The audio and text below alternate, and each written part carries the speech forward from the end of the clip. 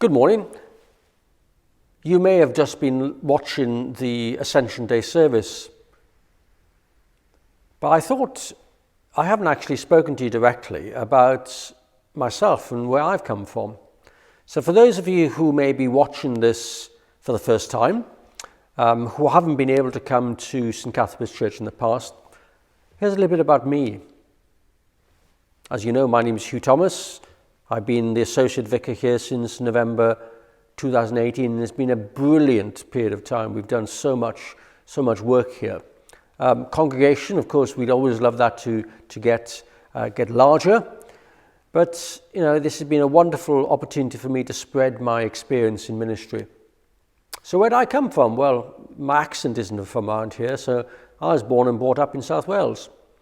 Came up to university in London to read law.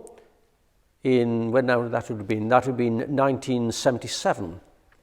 At that stage, the thought of me being a priest in the Church of England, I can assure you definitely, could not have been further from my imagination.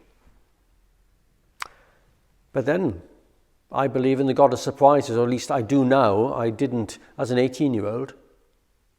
So what did I do? I read law. I qualified as a barrister.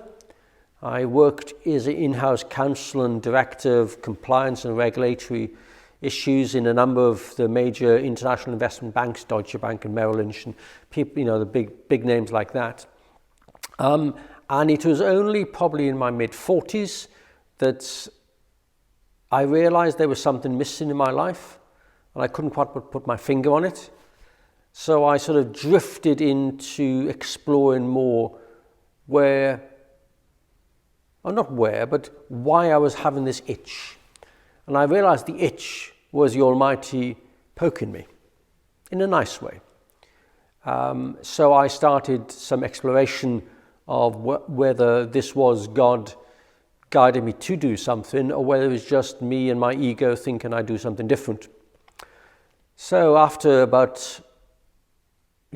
must have been about a year and a half worth of interviews, which is standard course these days, for the discernment process. It's not interview, it's the discernment process to become a priest. I was recommended by the bishop for training, and I carried on. I was still a director of one of the city banks, so I carried on doing that for 3 years of my part-time study. So that took me until 2005 when I was ordained. And for the following 2 years, 3 years actually, I continued to be a full-time lawyer advisor with this major bank, flying the world and doing lots of interesting things. And then I was given the opportunity really to leave, because they wanted me to move to Switzerland, and it wasn't the right time for the family, so I said no. And then the God of surprises got me again. And I said, no, I want to do something different. And then I got a phone call from a clergy friend in the city, and I ended up speaking to the Bishop of London, and he offered me a wonderful position as a part-time associate vicar at one of the ancient City of London churches, in fact, around the corner from the first merchant bank I worked in. So I did that for 2-3 days a week, and at the same time I was then approached, and I did a commercial job in Westminster actually for a couple of years before moving on to do consultancy work. So at the moment, 3 days a week, I'm a compliance officer and data protection officer and money laundering reporting officer for a fascinating medium-sized investment management company just off Wigmore Street in the city, managing hundreds of billions of pounds of pension fund money around the world. And then for Friday, Saturday, Sunday, I'm your local associate vicar.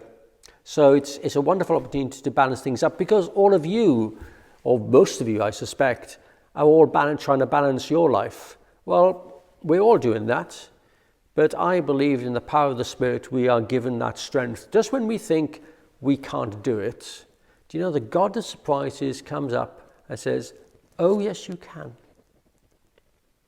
And I'm sure when I was reflecting on the story of the Ascension, it was the God of surprises that surprised those disciples.